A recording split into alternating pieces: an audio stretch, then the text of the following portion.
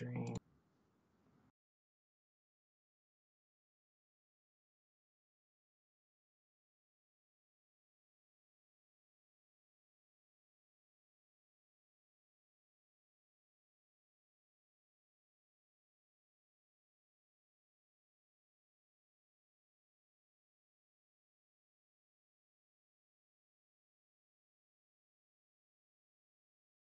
Okay, we're gonna start it here in 3, 2, 1.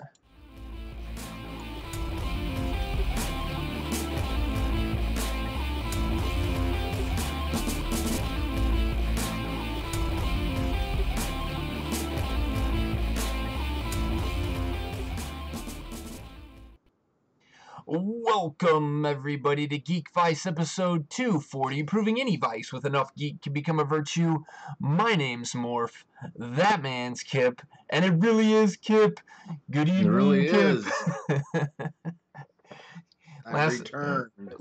Last episode, I had a nice little funny segue in for our good friend Eddie Fossler from the podcast Arcade, and that was a good time talking with him. We got a little serious. I don't know if you went back and listened to that episode, but we got a little. Neither one of us cried, and we both talked beforehand that there was a good possibility that one of us was going to start crying during the episode. So, oh, geez. Yeah, it was. We talked a lot about. I need to catch up, I guess. Yeah, we talked about Stan Lee, and we talked about being involved in everything that our kids do, and still trying to do all the podcast stuff that we want to do. And it was a good conversation. So I hope everybody else enjoyed that. But we are back to the regular shenanigans that is Geekvice. Well, I've been gone so long that people at work, so I've changed offices a few months ago, and I hadn't traveled much since I changed offices until lately. And then they were like, man, when you said you were gone a lot, you weren't kidding. Because I haven't been on here. Yesterday was my first full day at work in over 2 weeks. Oh, wow. Yeah. Yeah, first full day in the office, I should say, in over 2 weeks. Yeah, that'll do it. So I think people actually forgot what I looked like and everything, which is always a goal of mine anyway. But right, yeah. You want to be invisible. I get it. Pretty much. So you went out to see the family. You went out to Vegas. You came back with the Vegas crud. I call it the Vegas sickness. You know what, though? I returned from Vegas on a Friday, and I didn't get sick till Sunday. I am blaming this on the Coots family because played D&D at their house on Saturday. So I'm thinking with the daycare and everything, I just picked up something. Yeah. I'm gonna say Vegas weakened your immune system, and then you were there in the breeding ground of an in-home daycare, and came home with something else. Yeah, I think that's it. Yeah. You can't let Vegas off the hook completely. I mean, come on, the strippers and blow definitely got you something. Well, I can neither confirm nor deny that I was in contact with either one of those things. Remember, what happens in Vegas stays in Vegas, people. Well, here is a Vegas story, though. So we flew out, got to Vegas on a Monday. The conference ends Thursday night. So Friday morning, I booked my flight for 5:55 a.m. Oof. Yeah, that's how bad I want out of Vegas. So, one of the guys that is on our team is also in Kansas City. We had the same flights.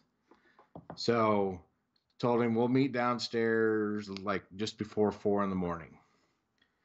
Well, I got to thinking, it's going to be a long day. I better go down and get a bottle of water, maybe something to eat.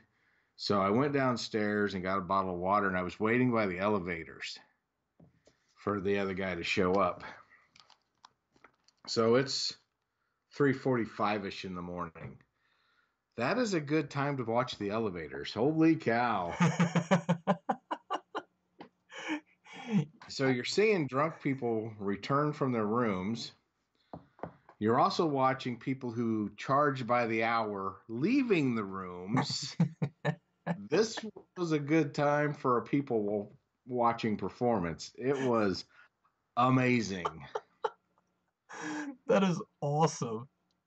So there was one group walking back to their rooms. It was a guy and two girls. And one of the girls was so drunk that the other girl was actually physically holding her upright. If she would have let her go, she would have just been on the floor and completely helpless at that point. Oh, man. And then there was another group of three before them, another guy and two girls. But so one of the girls was wearing such short shorts that her butt cheeks were hanging out. And the other girl was wearing a top that let you know that she had augmentation done and was very proud of them. And then a little while later, these two women came off the elevator and were leaving, and one of them was wearing a complete mesh top, and the only thing that was hiding anything was two black X's strategically located. Right? Okay. Yeah. Gotcha. So I'm assuming that was a pay by the hour for their company kind of people. Yeah. But yeah, it was hilarious. There was one guy came back. So to get on the elevator, you actually have to have a room key. Okay. And you have to, put it over the scanner, and if the light turns green, they let you in. He was so drunk that I think he tried every card in his wallet. Whether it was a room key or a credit card or his driver's license, he was just running everything over it. One of these will work, damn it. Until finally one of them flashed green and they let him in. It was like, oh my God, maybe you shouldn't let him in. Maybe he should go somewhere and get coffee until he could actually safely make it to his room. Oh, But, that's funny.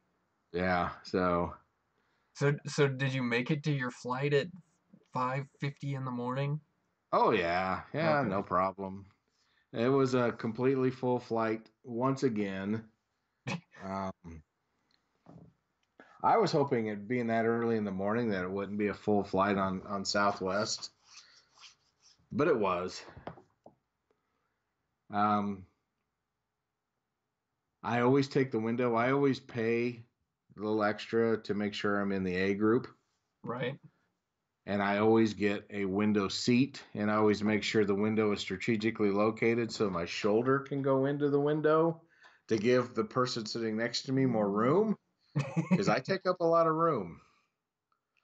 And the flight out wasn't so bad. This little 20-something girl sat next to me, and she wasn't very big, so it kind of worked. The flight home, all three of us in that row were pretty good-sized guys. Oh, yeah? Yeah, so not a heck of a lot of comfort to be had. At And least at the that's not a long time, flight. yeah, 3 hours is long enough, though. Well, that's At the time, I had like a pinched nerve or something in my back, and it was radiating down my arm, and it was just making my elbow just throb like a toothache. yeah. And the best way to make it feel better was kind of like stretch, like, get straighten out the spine and all, but I can't do that on these flights because I'm crammed in there like this. Yeah. So 3 hours of just my elbow just killing me. It's like, man, I cannot wait to get off this airplane. Yeah. I enjoy the speed at which flying brings, but I do not enjoy sitting in a tin can with, a whole bunch of strangers. Like, It's not my favorite thing to do. Yeah, I hear you. I mean, and you're not my size. No, So at least you can comfortably fit in the seats and all that stuff. I can fit width wise, but my problem is always every time I go sit down in an airplane, like I feel like I'm sitting in the back seat of a Ford, like a Ford Fiesta or something. Like my knees are Yeah. up in the seat in front of me, and Yeah, I I can see mean, that. Yeah, you're a few inches taller than I am. Uh, I got the length. My legs are long enough that the knees hit the seat, and yeah. that Well, is my flight from KC to Vegas was a newer plane, and there was actually more room. oh The nice. seats were a little bit wider. There was more leg room. It was actually halfway comfortable. Well, that's The cool. flight home was an older plane, and everything is just more condensed, Yeah. except for me. I'm not condensed. Right. Yeah. No, I get that. So I didn't realize. I mean I've known that. I flew from Vegas to Vegas before from Kansas City, but I don't think I realized it was a 3 hour flight. Did you get a direct It, flight, or did you have to have a do? Did you do a yeah, layover? I did get a direct flight. Yeah, That's nice. That's yeah, always nice. and the fun was the day we left, it snowed. They had to de-ice the plane here in Kansas City before we left. Yeah, So anxiety was a little high, sure. I love when they're but spraying the stuff. They're up there with like a hose, spraying, yeah, it's all using this a power blue, washer. yeah, this blue liquid all over the plane. You're like, yeah, that doesn't make me feel safe. No, no, not at And all. then the return flight home, because I didn't want to put on my belt and all that stuff, which I need for my jeans, I just went ahead and kept shorts on, Mm, which was fine in Vegas. Not so fine in that's Kansas City. yeah, It was cold. yeah. And people That's were looking at me like, what is wrong with this guy? It's like, eh, right. I'm actually Oh, sweaty. Give me a chance. that's But funny. I paid, because it was a work trip, I didn't pay for, but I utilized the valet parking. Oh, at the airport? Yeah, so they just give you a ticket, and then when you get home, you dial the number and they bring it, and then you just go to the counter and pay for it. $120 to park. Oh shit. Yeah, um, yeah. Nice. yeah, yeah. Well Well, done. yeah. It would probably be cheaper if I just Ubered to the airport and back. See, and I know some people that do that. So Yeah, I I may start doing that I since, know yeah, when uh when Amber and I were flying before we had kids, we used a car service that my dad always used when he had clients come in. And was it like Mast or something like that? No, that's an ambulance service. no, Never mind. yeah, no, no, this was a guy that just owned some really nice cars, and so he'd come pick you up in like a Lincoln Continental, and it was all black with black tinted windows, and you look Heck like a yeah. celebrity type thing. And so he did that. Um, for our when we got married, because my dad used to work at a car auction, so my dad had connections with people who had really nice cars. And so uh, when we got married, he he told me that he would take care of all the transportation from the service, from the wedding to the reception. And then our reception was at the same, we were staying at that hotel that night, and then he'd worry about getting us to the airport the next day. He'd take care of all that. I'm like, okay. I'm like, do I get any say in any of this? He's like, no, I'll just take care of it. I'm like, okay, fine. God knows what I'm gonna get picked up in. Yeah, I got picked up. I think we got. I can't remember what it was. I want to. It wasn't a limo that took us to the reception, and I want to say it was a Rolls Royce. No, no kidding. But Or a it was Bentley, maybe? Yeah, it was something that it was old enough that the doors didn't open normal. They opened the opposite way. The suicide doors, Yeah. yes. So And that was one of the trips, was one of those.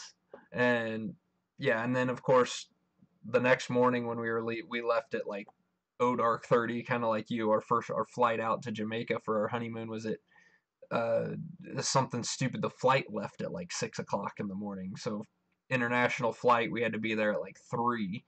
And yeah, and of course we had car service was right there at the door. All we had to do is take our bags out, and we're like walking out half zombies, and he grabs our bags, puts them into the car, takes us off, and we're like, well, he's like, I'm like, well, do you know when to pick us up? And he's like, don't worry about it. I got your itinerary. He's like, I've already got the flight numbers and everything. He's like, I will be there waiting for you when you get off the plane. He's like, I'll just pick up your bags and walk right to the door. He's like, and you'll see me. I'm like, oh, okay.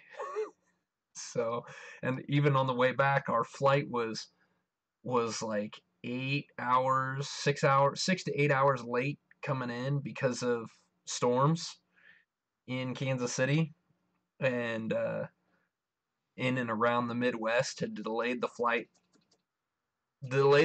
to get to Atlanta to pick us up to come back to Kansas City because we had a layover in Atlanta, and Okay.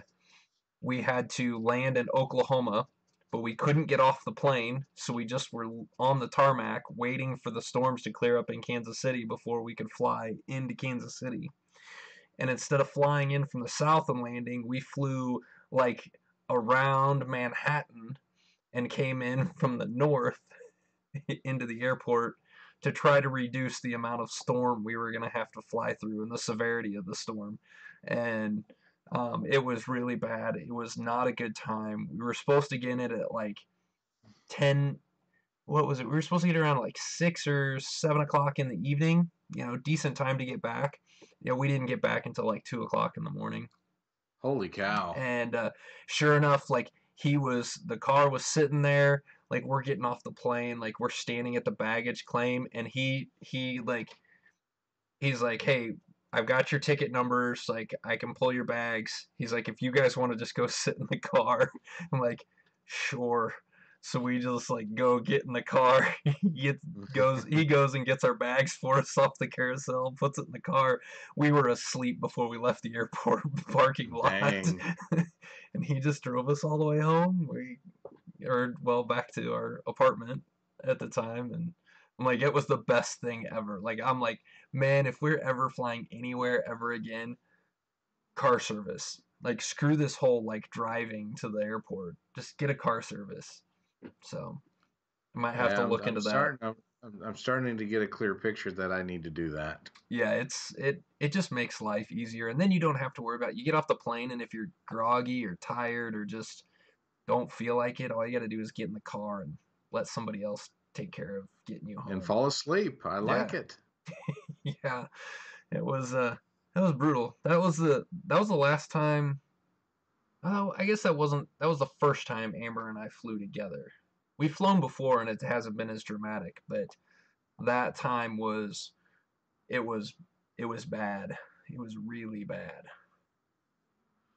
Not necessarily like it was just the turbulence and everything on the way back. I'm pretty sure I got sick on the plane. There was like 5 or 6 other people on the plane that got sick. It was it was bad. It was very rough flight, and I've never really recovered since. So I'm still feeling the effects. it's one of those, every time you get on the plane, I just have that feeling of, oh God, please don't be like this again. And then you start feeling into a little bit of turbulence. You fly through those pockets where the plane like drops a little bit, and those flashbacks. It's like PTSD come back, and it's not good. Yeah, I understand. Yeah, I flew Well, to I flew to Pittsburgh one year, and we flew through the remnants of a hurricane. ooh, that doesn't sound Holy like a good crap, idea. that was horrible. And I was sitting next to a guy who was an old World War II pilot, Oh man. and he's like, "Oh, this is nothing," you know. I'm like, "Well, I'm crapping my pants here. I'm holding onto the seat in front of me as hard as I can." He was like, "Nothing. I wonder if I can get another beer." It's like, jeez. He's like, yes, Can you like just hand me some of that courage that you have there? Yeah. Just a Just little, hit me over the head with something and wake me up when we get there. right? Right. Well, so since you've been traveling so much, I have spent some time watching some TV shows, and a couple of these actually, well, the two that I want to talk about, I definitely want to recommend for you. Okay. One is, have you seen the movie Shooter with Mark Wahlberg? Yeah, and I actually enjoyed it. So I did too, and when I was flipping through Netflix to try to find something to watch one evening, and Amber was awake, and I'm trying to find something. I'm like, hey, what about this? Like, it was Shooter, and it was a TV show. She's like, well, we've already watched that. We've seen that movie, and I'm like, yeah, but this isn't a movie. It's a TV show. She's like, okay, well, I don't know, let's give it a shot. We like the movie, and the TV show stars Ryan Felipe. I think that's how. Wow, that's a name I haven't heard in a long time. Yeah, I'm like, I don't know what else. He's like I don't know what the last thing is he's done, but he did really good. He was awesome in this. I thought he did a really good job. That it has this was originally shown on USA and came out in 2016 on the USA Network. And overall, like Netflix has 2 seasons of it. We've watched the first season. The first season is pretty much the movie with some few changes here and there. Okay. Um, he still gets he's a sniper. He gets recruited by the Secret Service to help stop an assassination. He gets blamed for the assassination. He tries to clear his name. The FBI ends up an FBI rogue FBI agent ends up helping him a little, um, and the Russians are involved. That Okay. pretty much just like the movie. But what I enjoyed about it was the way in the movie they talked about how great of a sniper he was, but they never really showed you how great of a sniper he was. They didn't explain his backstory as much. And in the TV show, you get a lot more flashbacks of his time in as a Marine sniper and some of the stuff that happened. And I enjoyed that part of it. I enjoyed like watching whenever they were going into a flashback. I'm like, oh yeah, this is cool. Like it just kind of helped develop the character more, so you kind of kind of felt connected to him a little bit more than in the movie. Um, Again, this movie, the TV show's 13 episodes at an hour apiece, so it's a 13-hour movie, basically. And um, so you can get a lot more of that stuff in there. And in order to put the same amount of stuff in the movie itself, the original movie with Mark Wahlberg, it was going to be way too long of a movie. So I understand why they didn't. But it gave you something different to watch in the TV show. It helped you get through some of the things that you kind of saw coming. It wasn't. It was very formulaic. It wasn't like it was like earth shattering. But if you enjoyed the movie, you would really enjoy that first season. At least I think you would enjoy the first season. And the second season we've just started, and it is um, I'm still trying to figure out exactly what it is. It's not the same thing. It's more it almost seems like something that he did in the military, or his platoon in the military did something that is causing people to come after them, and has basically a hit on all these members. They were getting together to give one of their comrades, one of their brothers, a Silver Star award, and in this award ceremony, some terrorists come in and start shooting up the place, and they're specifically targeting those Marines. So my assumption is that Ryan Felipe's character, Bobby Lee Swagger, is going to, along with one of his other Marine buddies, they're going to basically end up going rogue and trying to find these people that are doing this. But I don't know, because we're not far enough in to really see what they're doing yet. But based on how the first season went, I'm guessing that it's going to be pretty much the same thing. And when I started doing the research for this, it looks like there is a third season that has just finished up 13 episodes. It finished up in September, but that's not on Netflix yet, so I haven't seen it. So, but I recommend it. If you like the movie with Mark Wahlberg, I think you'd enjoy this. I did like the movie quite a bit, so yeah, I'll check it out. And then the other the other TV show that I finished up, which took me way too long to finish, I finished Daredevil. All 13 episodes of Daredevil. Season 3. And I want to start by saying people said that the movie or the TV show, the Daredevil season 3 was dark and very disturbing with how dark it was. It's not. That's what I heard. It's not that dark.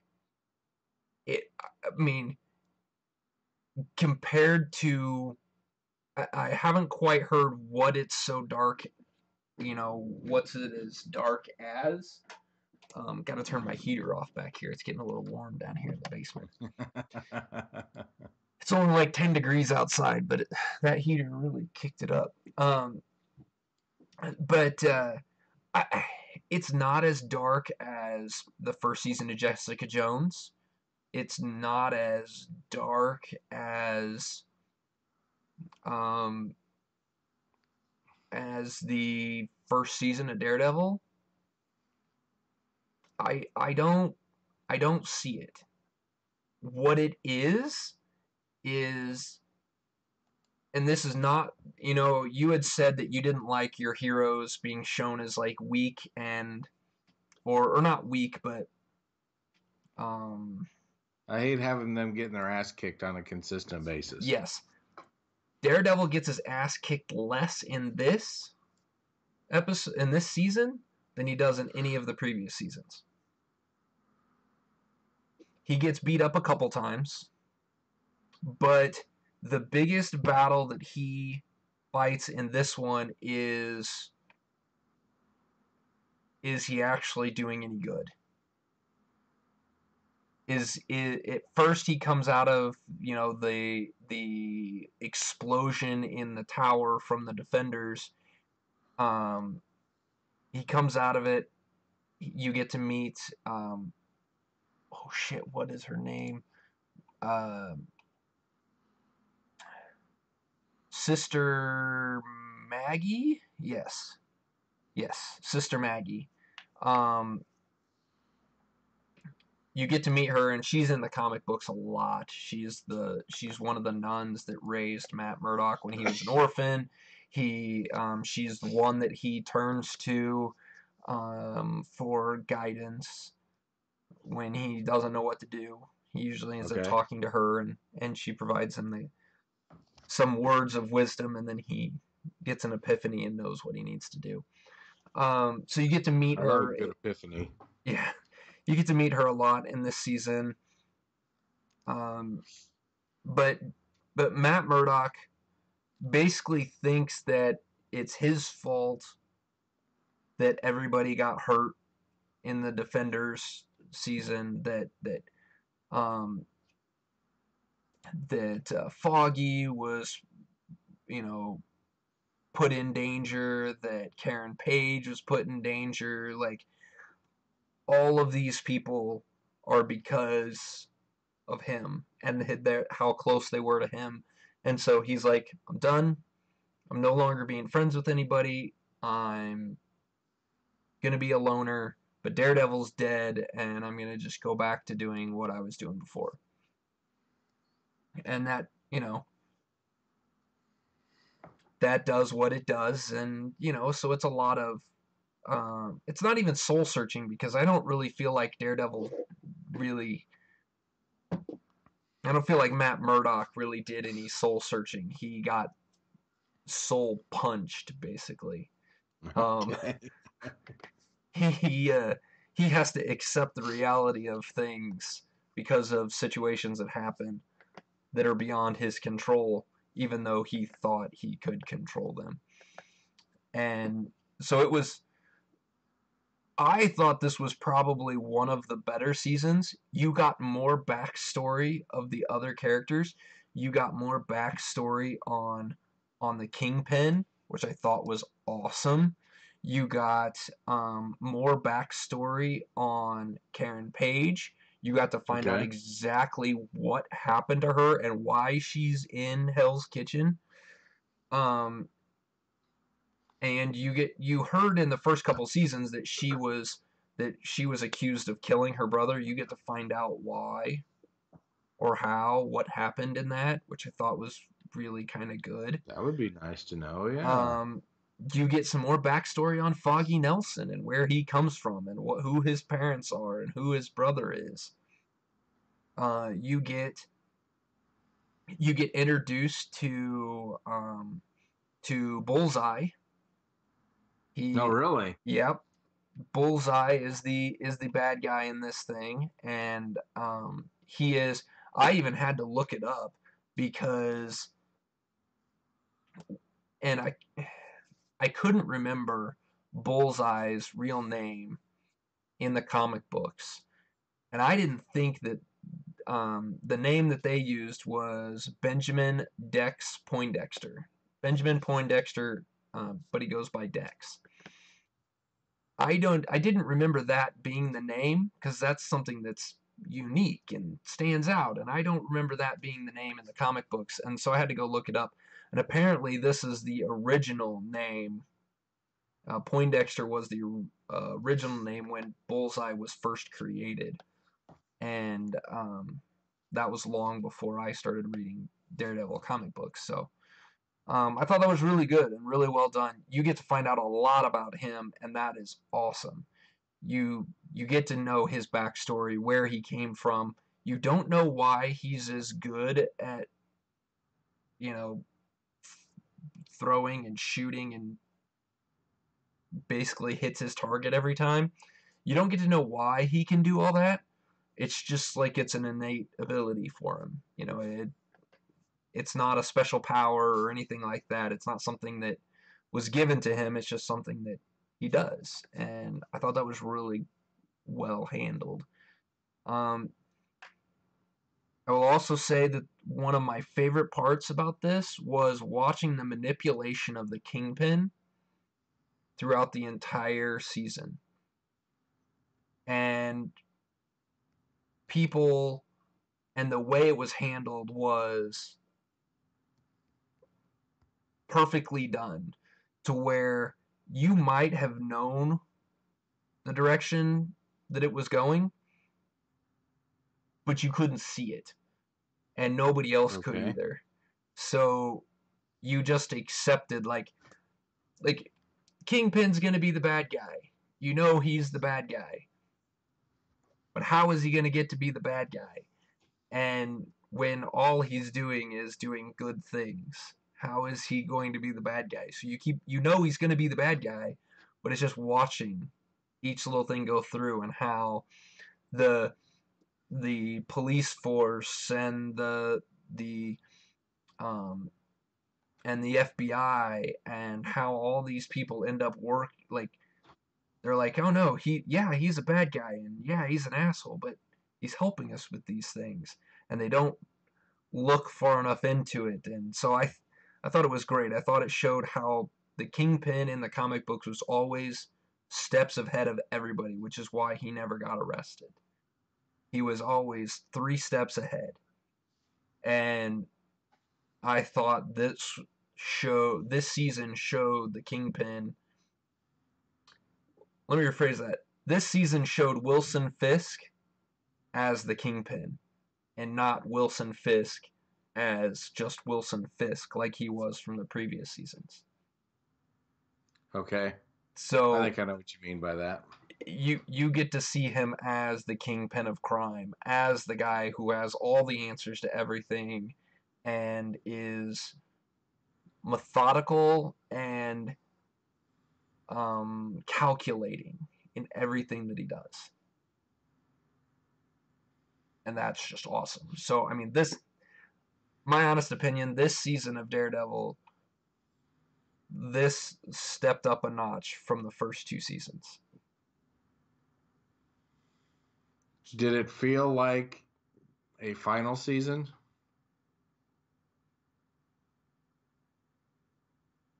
Yes, it did.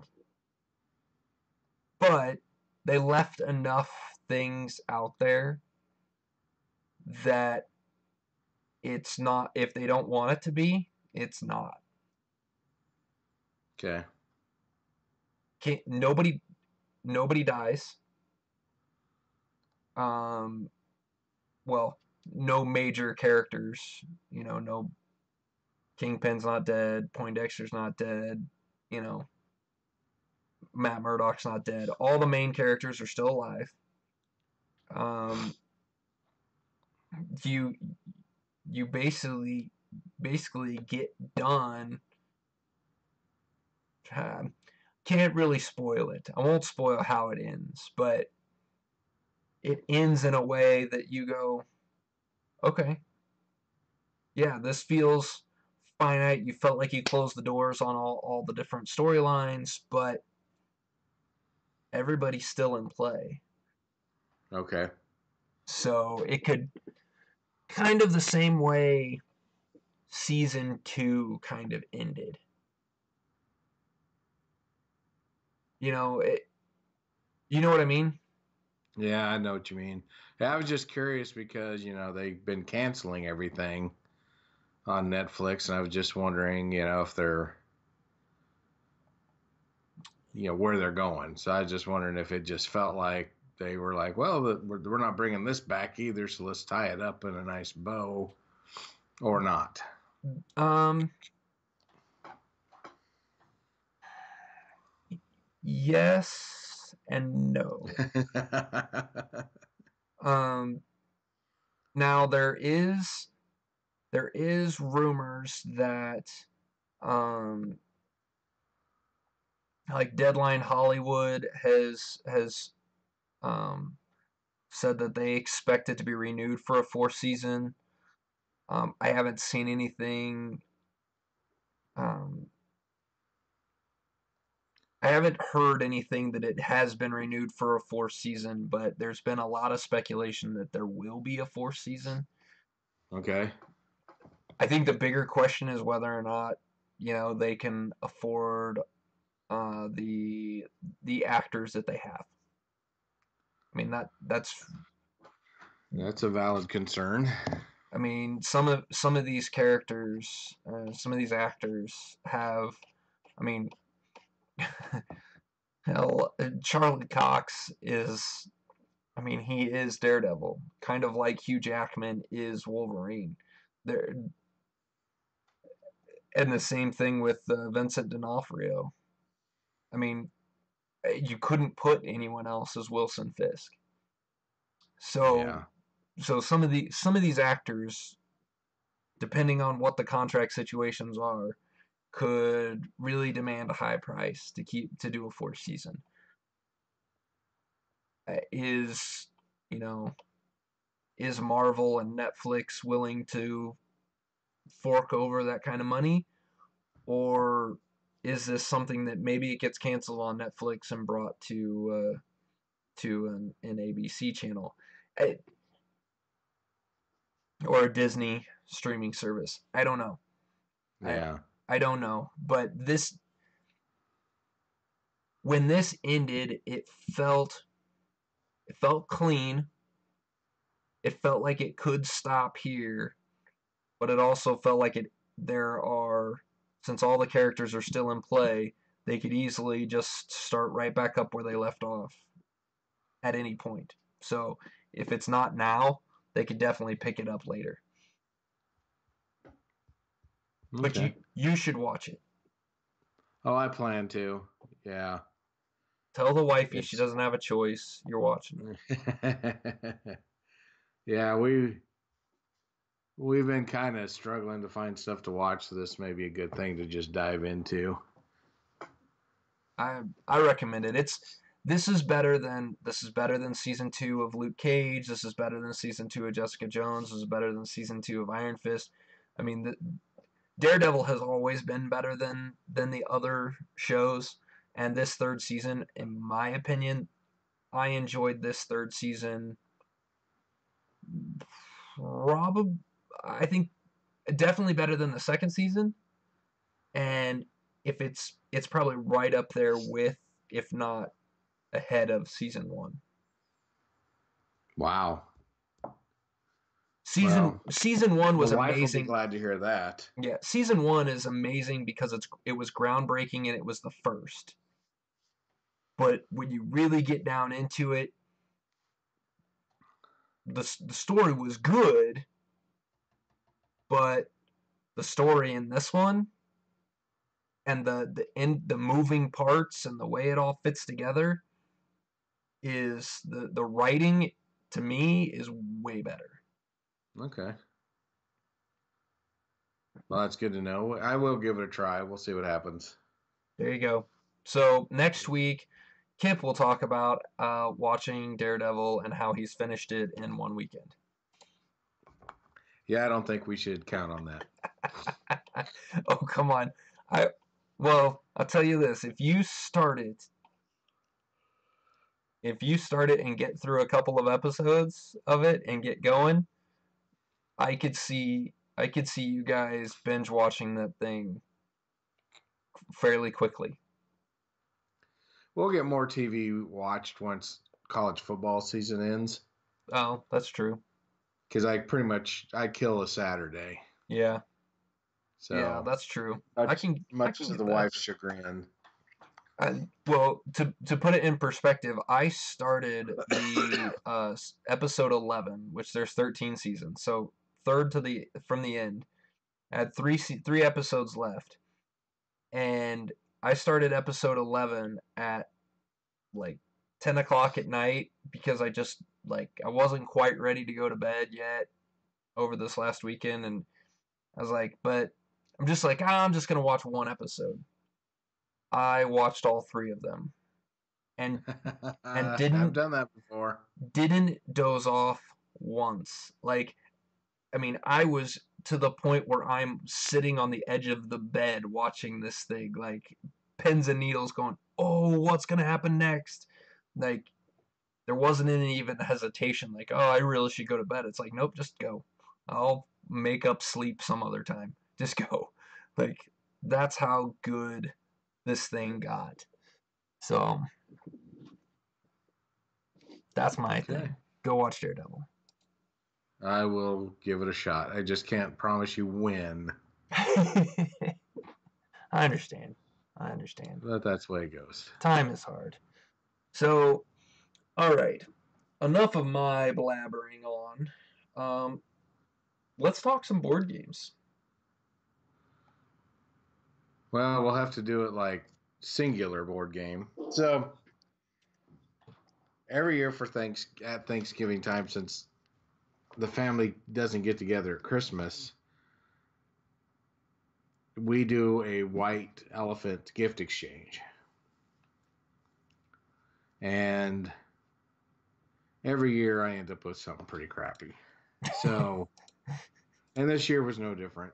But every year I try to come up with something that at least somebody would want. This year I decided the only one that's going to like this gift is my niece. So, and funny thing is, she's the one that ended up with it. So it worked out perfectly. Nice. But, we interviewed Fight in the Box Seppi Yep. a few weeks back, and he talked about this game called Flush and Frenzy. So I had to check it out. Found it on Amazon for $20, so pulled the trigger for the white elephant gift. And I'm here to tell you, it was a big hit with my niece. How old's your She niece? must have played. She must have played that game close to 20 times just that night before they went home. She's 13 or 14, Nice. but she acts like she's 10, which is fine. So what the game is, it is shaped like the toilet seat and the tank of a toilet.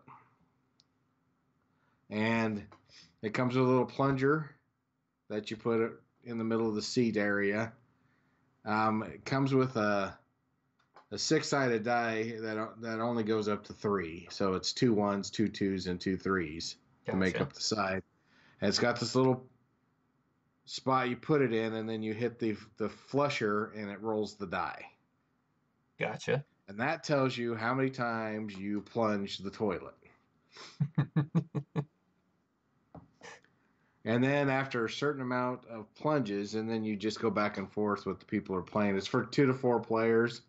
It says it takes 5 to 10 minutes. That's pretty accurate. So you could you probably flush the even do toilet. more, right? You could. You could play it like hot potato, really, if you wanted to. Yeah. But so you flush the toilet, which rolls the dice. You plunge it as many times as it tells you to, and then you pass it on to the next person. They do the exact same thing.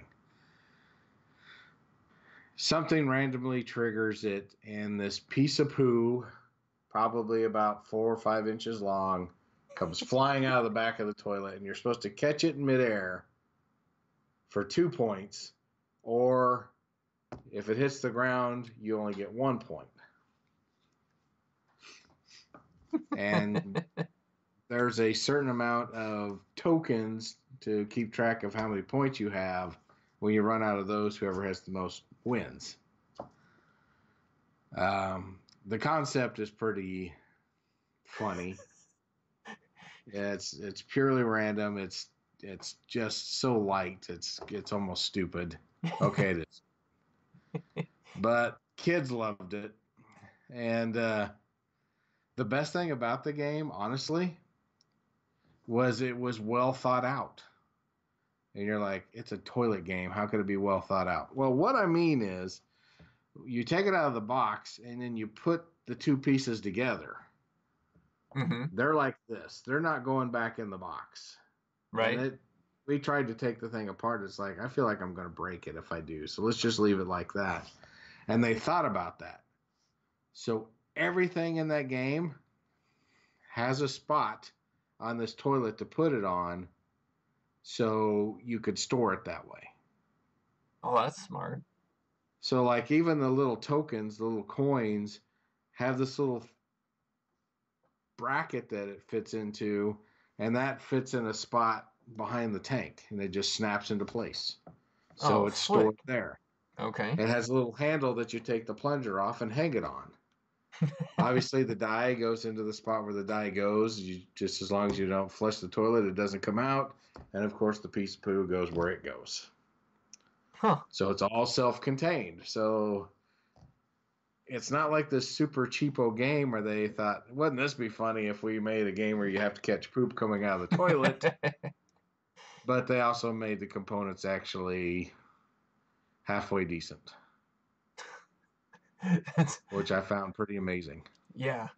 Yeah, that's not exactly what I was expecting either. I was expecting to just be like, oh, hey, here's a bunch of shit that's just going to be laying around. Literally. But. Yeah.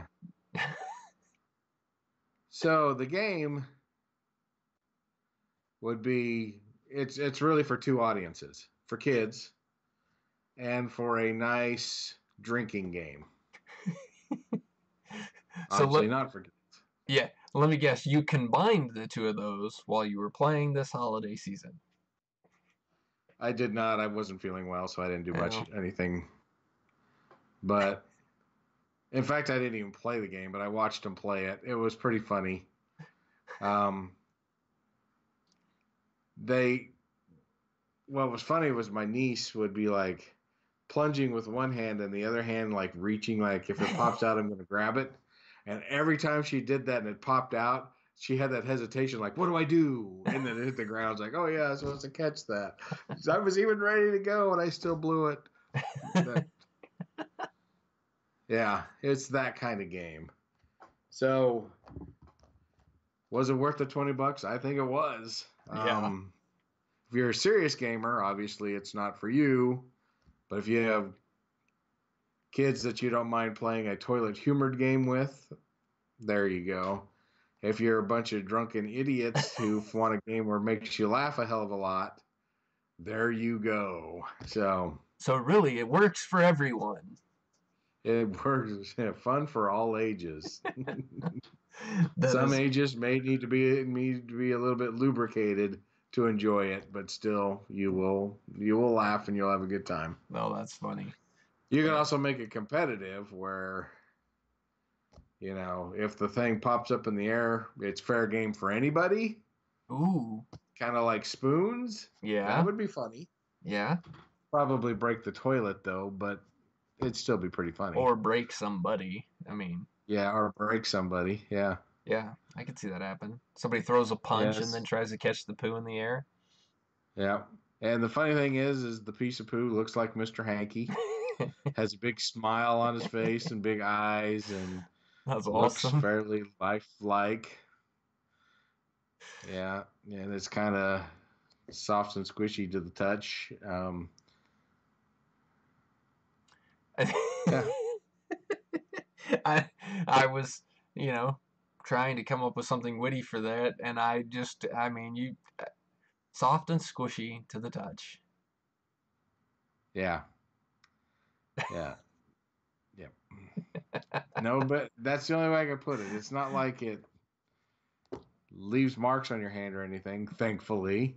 Yeah, But it's not like yeah, a it's hard piece of plastic or something. It was another again something thought out, and it was so thought out. Yeah. So yeah, well it's done. one of those things.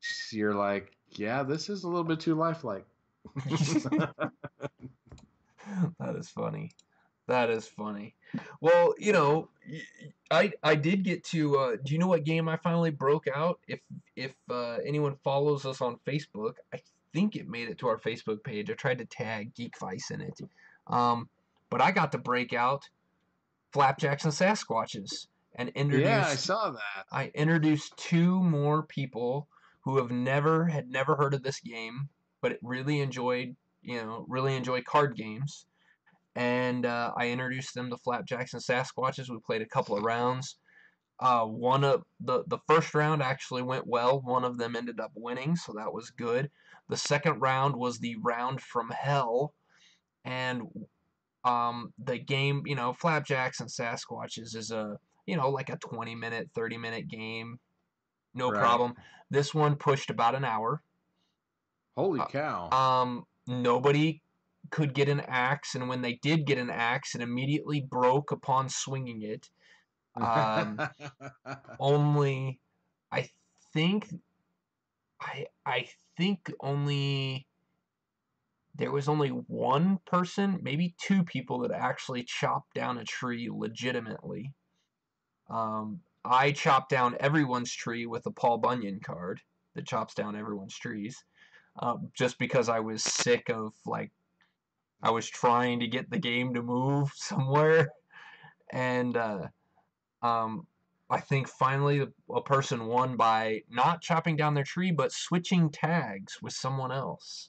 So exchanging trees with someone else that they had chopped down and got enough points to win. So this game took way too long. Yeah, Um, I've never had one of those. it was brutal, but it was still fun because we were all making fun of each other and everyone was screwing everyone else over in the process. So it was still a lot of fun, a lot of laughing, a lot of joking, and I'm just the glad you said the word over. yes, screwing people over. There you Um, go. but yeah, it was still a lot of fun, and they are. they wanted to know where to get the game, so I showed them where on Amazon that they can go purchase Flapjacks and Sasquatches, and they are, I believe they were purchasing it that night and having it delivered to their house. So Bill and John, you're welcome. Yeah, send us some, I want a commission for this. But yeah, it was still a lot of fun. I hadn't got to play that in a really long time. It was fun to break that back out. So good times, good times.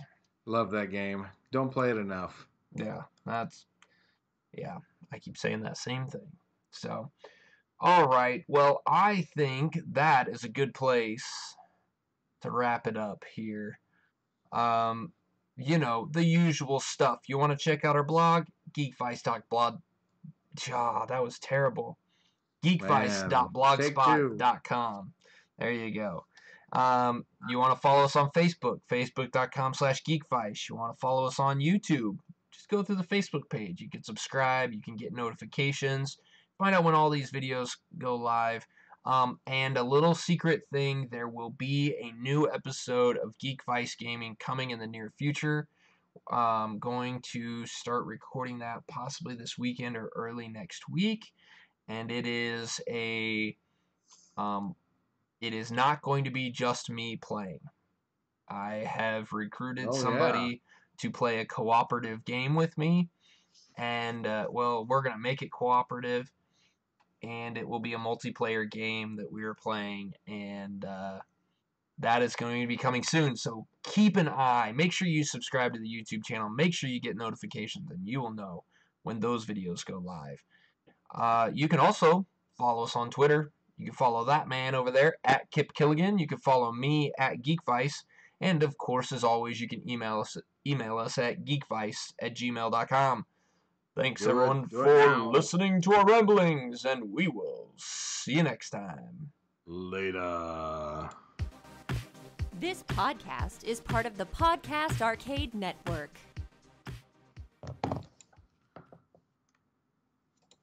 Oh, stop. Where's the button? There it is.